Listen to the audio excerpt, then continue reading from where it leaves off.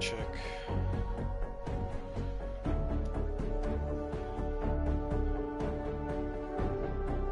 Alright, here we go. Welcome, guys, to Power User Tech's Tech Fridays, where we talk tech news, games, and gear. Today, we're going to cover a couple different topics. Some going on right now, some that I just want to talk about, all while playing a couple games of Fortnite. And for those of you tuning in, feel free to contribute. If you guys want to comment, I'll have my Twitch app open right in front of me to be able to see what's going on. Okay, so let's get started here. So one of the first things I want to talk about is the fact that excuse me, sorry, I have a little bit of a sore throat. I've been streaming this whole week. I'm not used to talking that much usually. I have a tea right next to me. Hopefully that helps a little bit. But anyways, so for those of you that follow Apple, they recently released the beta of iOS 12, so you're going to start seeing a lot of people using the beta online, especially Reddit, if you want to check out some of the cool features that are going to be available. I just wanted to mention that briefly because it is a big piece of news that happened this week. But I do not recommend downloading the beta software unless you have a phone, an extra phone laying around.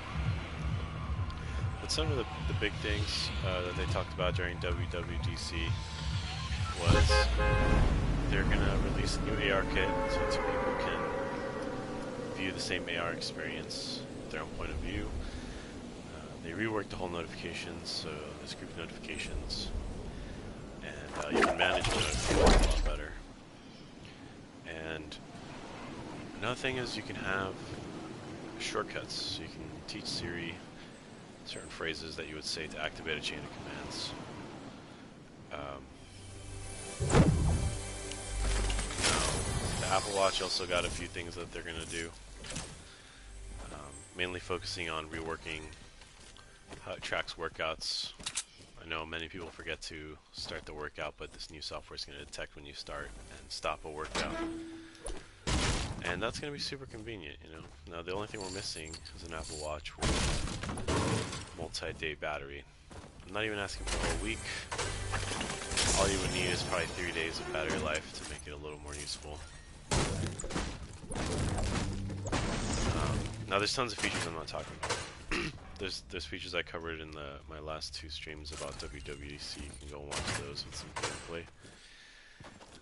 So that's it for the Apple Watch off the top of my head. And then Mac OS also got a couple updates, making it a little more intuitive to manage files. Also, you're getting a dark mode, something we've been asking for, even though the computers do not have a sorry, lost my train of thought there. The computer is getting a dark mode, and we've been asking for it on iPhone. And this is something we've been looking into. But for now, it's at least going to save power. The screens do not have organic LEDs, so they're not going to be able to utilize the full power of a true dark mode. But let me just fix something really quick. Alright. Oh, there's someone right there.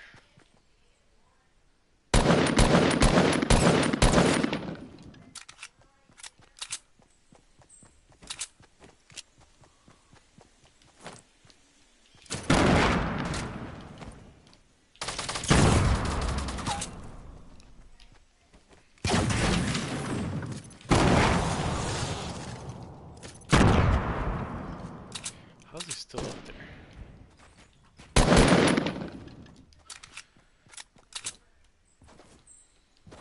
So I'm going to be talking about tech during the little gaps where I'm not fighting.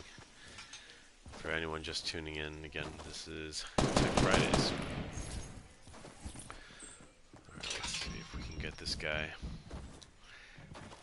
High ground. What the heck? The AR is just floating there. Okay. Had the high ground right there. Should have built up.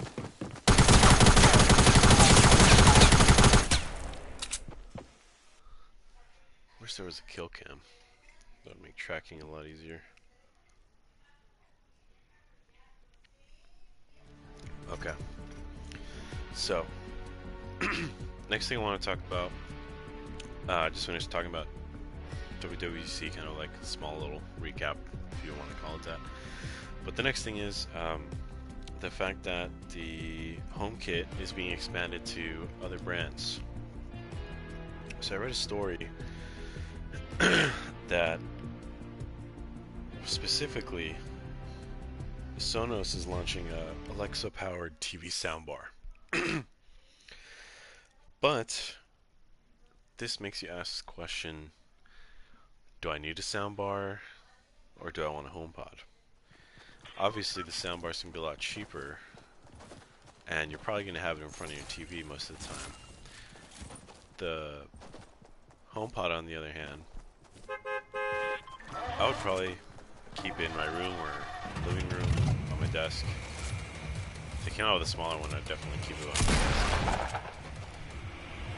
So, this is a strange move by Apple, who generally likes to keep certain things to itself.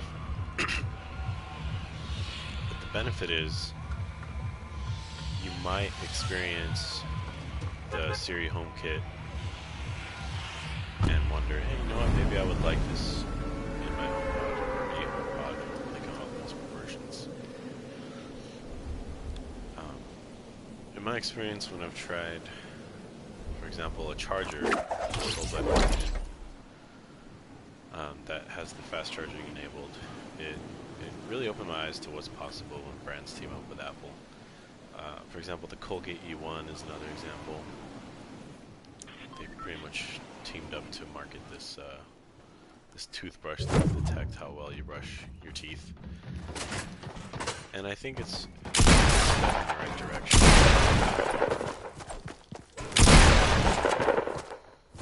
Look at this guy.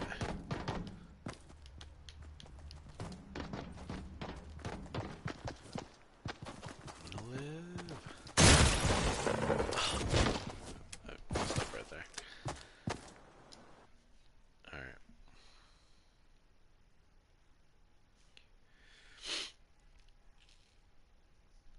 So for those of you guys who follow cell phones, there's a couple things coming up that I'm excited about that I wanted to mention. Number one is the iPhone launch is coming soon, and so is the Note launch. And there's been some speculation as to exactly what's going to launch. Well, I can tell you this. Samsung is still recovering from that 7 fiasco, in my opinion. I feel like that's why they played it a little safe with the Note 8. Didn't really launch that many crazy features. But the Note 9, guys, is probably going to be way more intense. Sort of like packed with features, I should say. So, excuse me, I have a sore throat all of a sudden.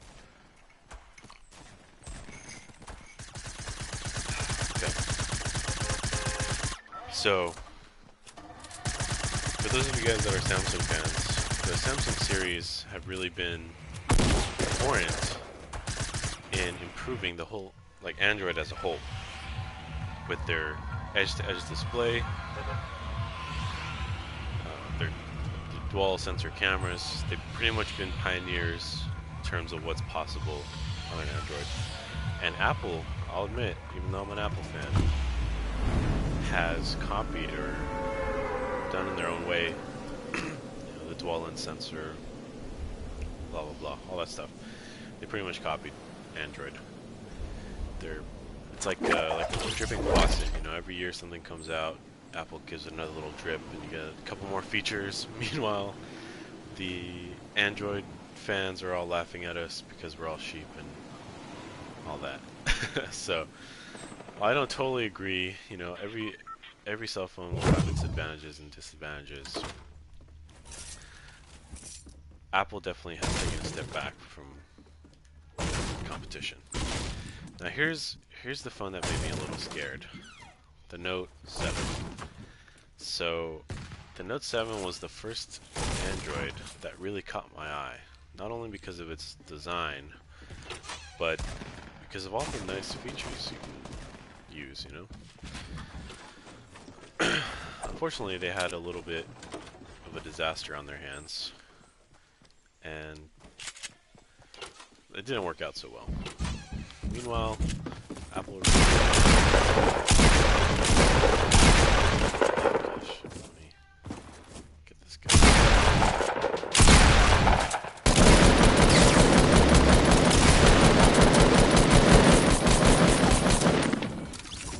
That was really lucky. Oh. Okay, I'll build there.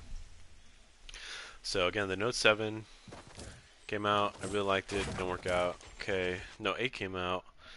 Didn't like it as much as the Note 7 for some reason, because it had a slightly smaller battery than the S8 Plus, and I'm not a big fan of the bezel-less display. I mean, it is gorgeous, but as a daily driver, I would definitely crack that thing. I go to the gym, and I work, and I do a lot of things during the day, and I just always have my phone out. And I've dropped my iPhone 10 a couple times, hasn't broken. I have a nice case on it, but the way it's a curved display on the Notes and the Samsung in general, you can't really buy a case protective enough to cover the screen at all.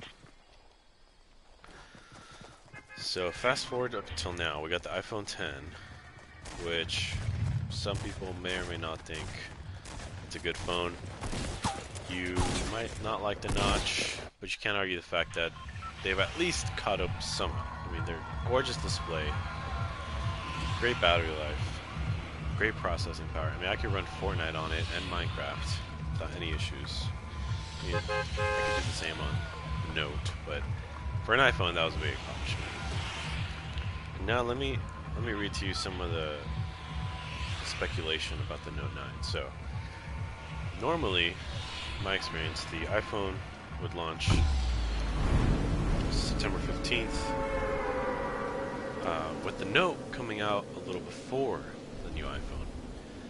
This is to, I think, offset some of those sales, so grab customers from the Samsung line,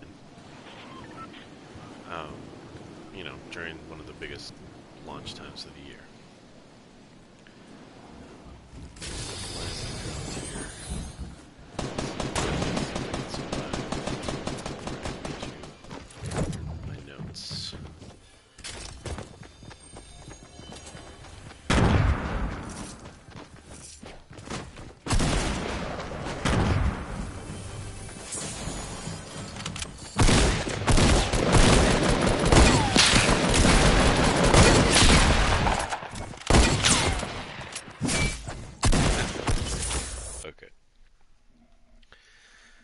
So let's take a look here.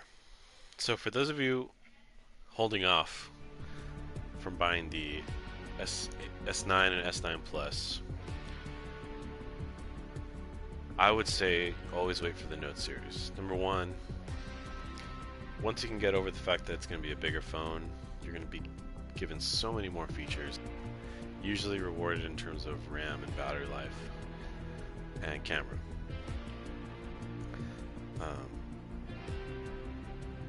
So let me see my notes here.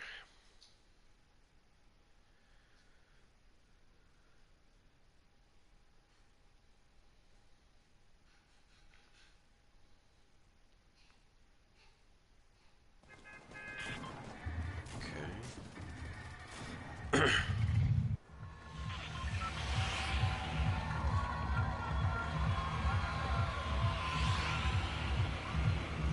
Okay, so first let's talk about price. The Note 8 originally launched for almost $1,000. Depending on where you went, you go, $30, then $50, then $89. I would expect the Note 9 to launch around that price. Maybe even higher, because it's not going to come with more than 64 gigabytes of memory. This is important. 64 seems to be the standard size for the Android or the Samsung smartphones right now, because you can also expand the memory.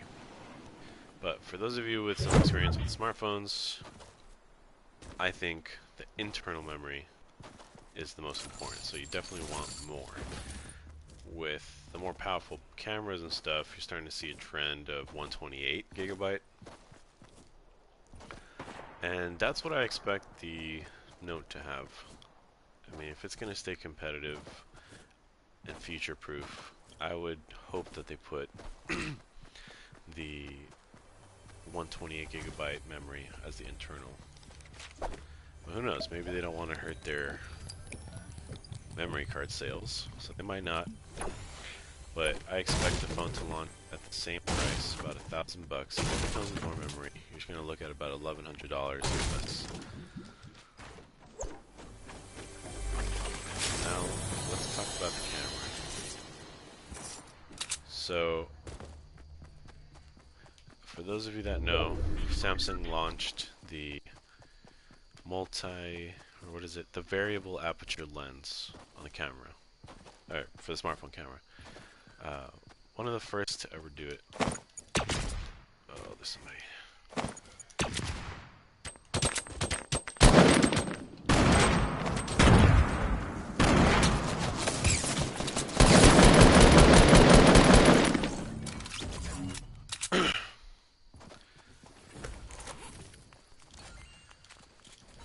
So they launched the I keep saying the name wrong.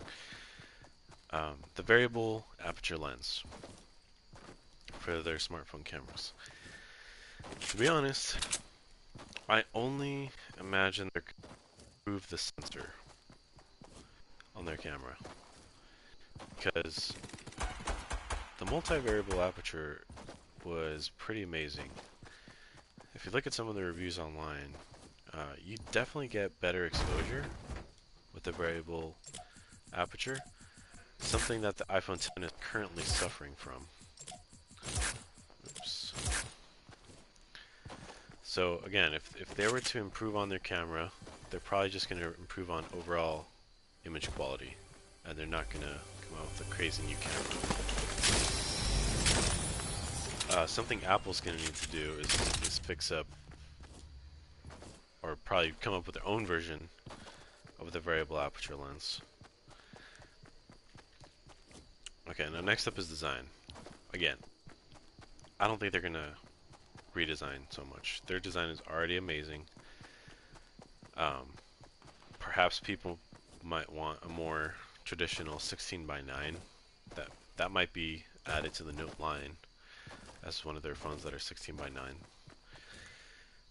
But I think they've already established that they're not going to stick to that traditional size. They're going for something a little longer.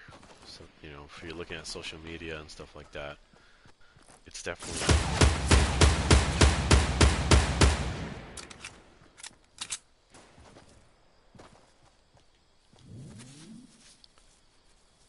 Let's see if we bring it back up there.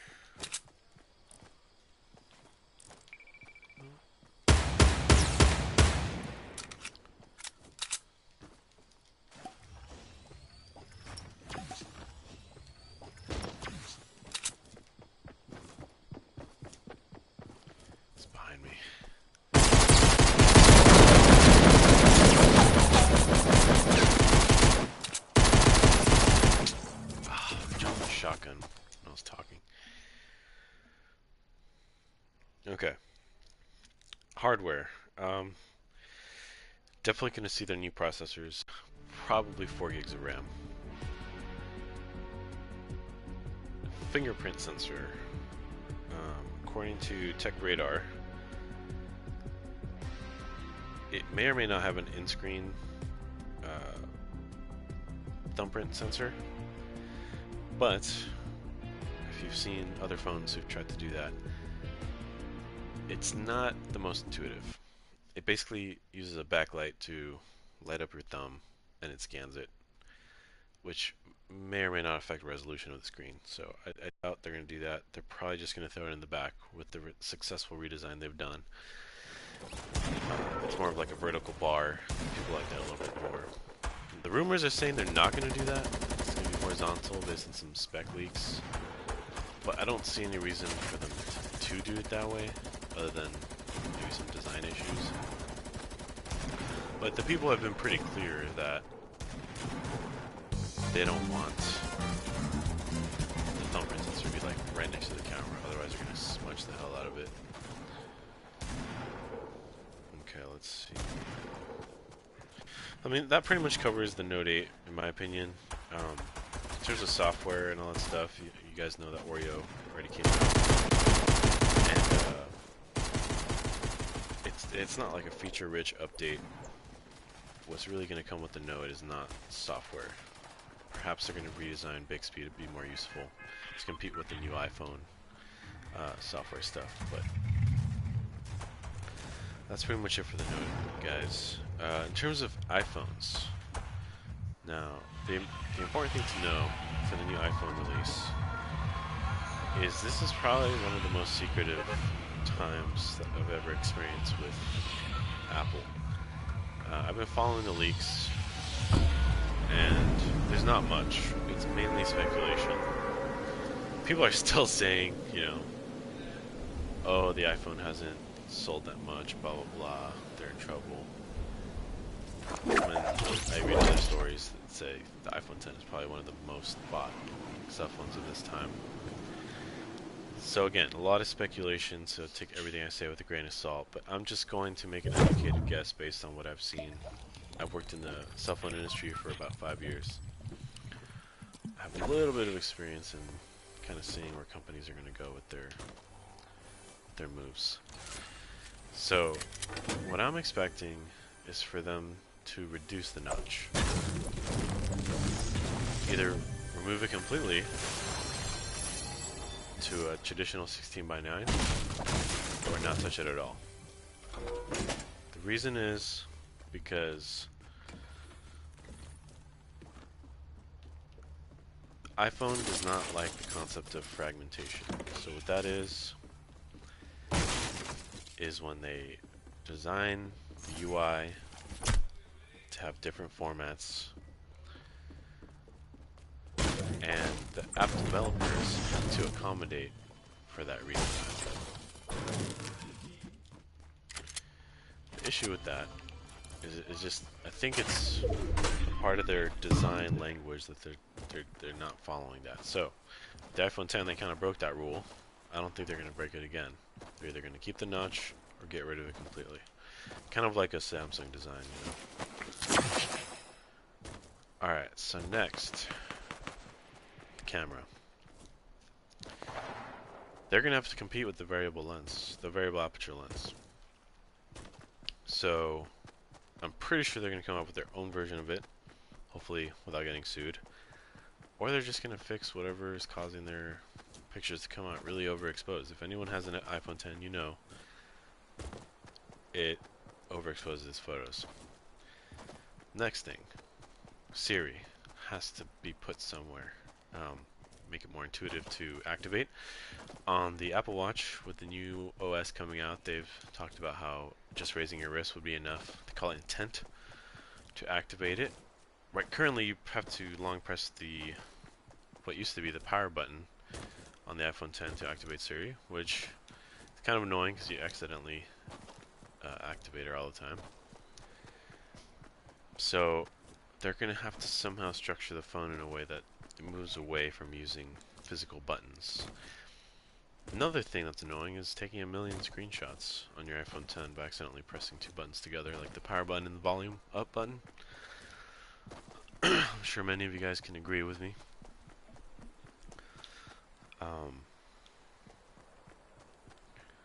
The next thing they're going to have to focus on is their battery life. So As the phone becomes more powerful,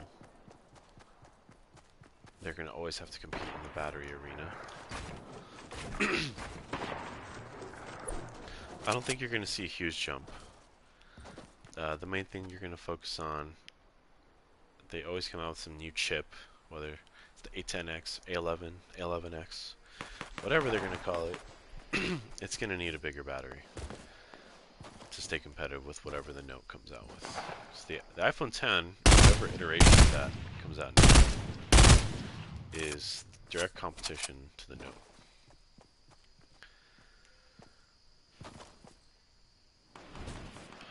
Get this guy. No, you're over there.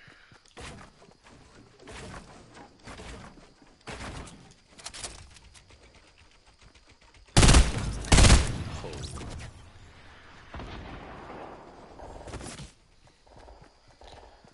I finally killed a John Wick.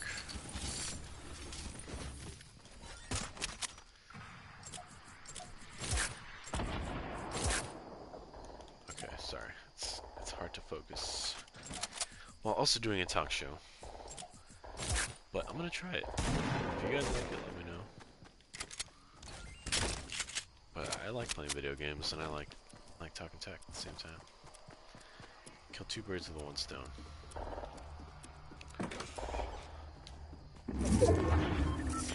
So where was it? Oh, somebody come in here.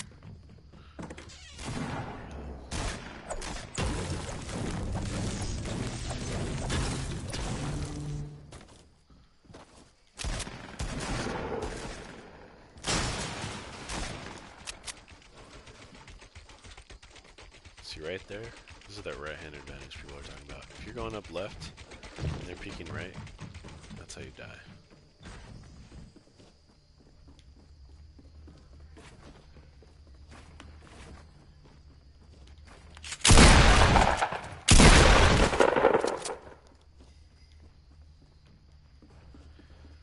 I'm not going up there, he's gonna kill me.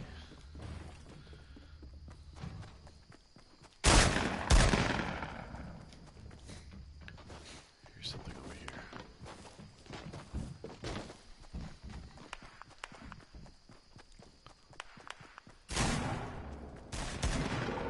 Just gotta run away. Okay, come on.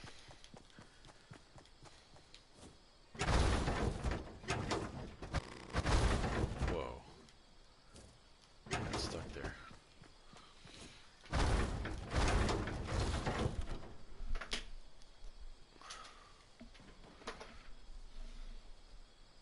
Alright, let's see. Okay. Next thing I want to talk about is there's an app that I saw that allows you to put Alexa into your Apple Watch. So I saw this story on Digital Trends by Lulu Chang. If you want to find a way to free Alexa from your Amazon Echo, instead find her at home on your device, is what she's saying. The reason I thought this story was interesting is because the Alexa... Oh my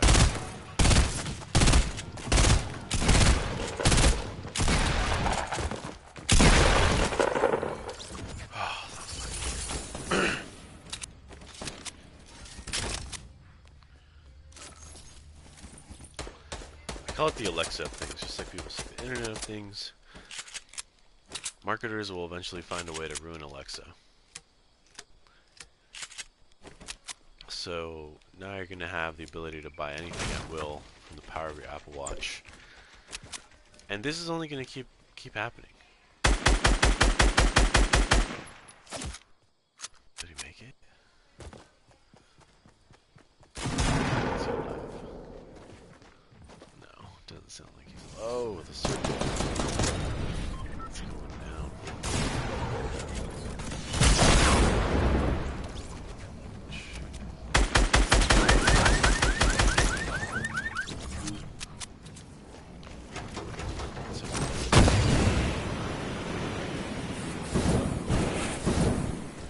I went totally the wrong way.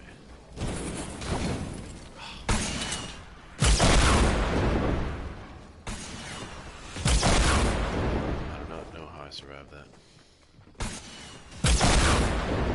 There's always somebody with a rocket launcher.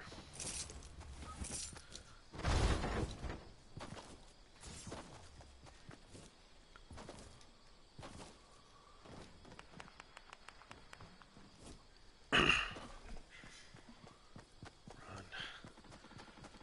Gotta get past this.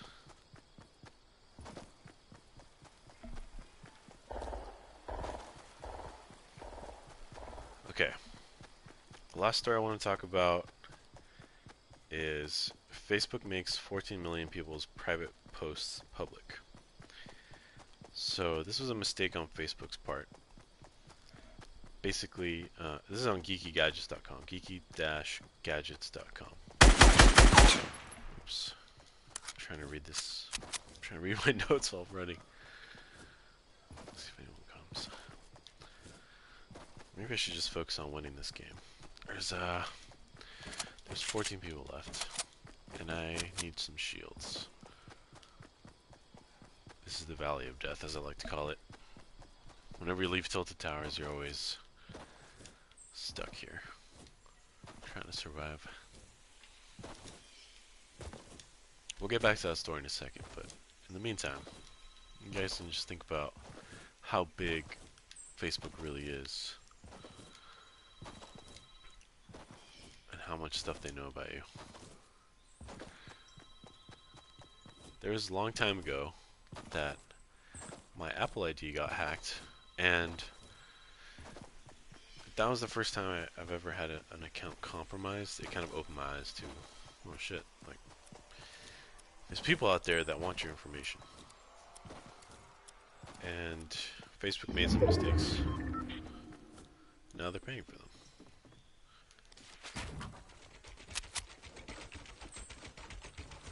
Okay, I'm gonna survive this round. I'm just gonna camp. I'm just gonna camp here while I finish this story. I need to get out of my system. So think about it, 14 million people. How many people are in the US? It's a US population. I hear somebody.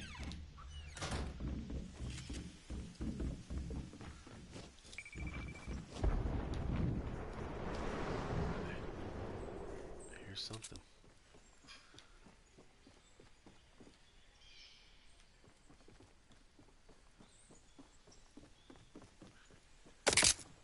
Uh-oh.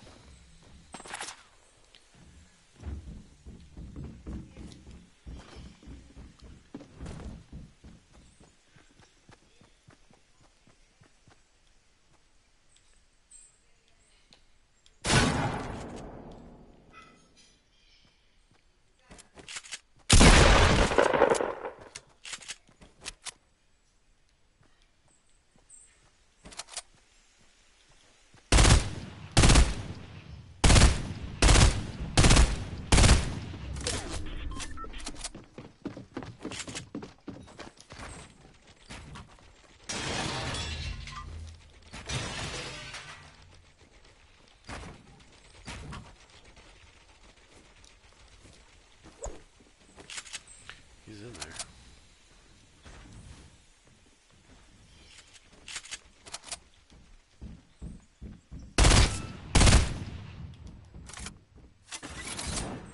Setting traps now.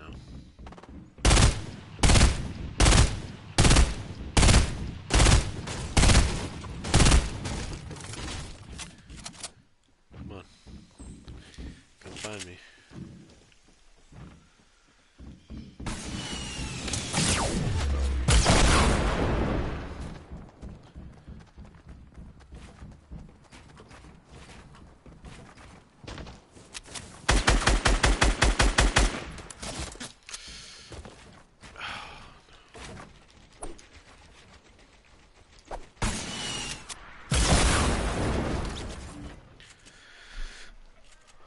Okay. So 14 million people out of 325 million people in the US. I mean, I'm not saying it was just people from the US, but just to put things in perspective, 14 million people. So it says, we recently found a bug that automatically suggested posting publicly when some people were creating their Facebook posts. Today we started letting the 14 million people affected know and asking them to read any post they made during the time. To be clear, this bug does not impact any people I posted before. They can still use their audience just as they always have. Every time you share something on Facebook, we show you an audience selector so you can decide who gets to see the post. This is based on the people you shared with last time you posted. For example, if you choose to share a photo with your audience selector will automatically share it the next time you start a post. If you shared something publicly last time, look at something after. So, it's not entirely Facebook's fault. But the fact that they don't make it obvious as to where you're posting,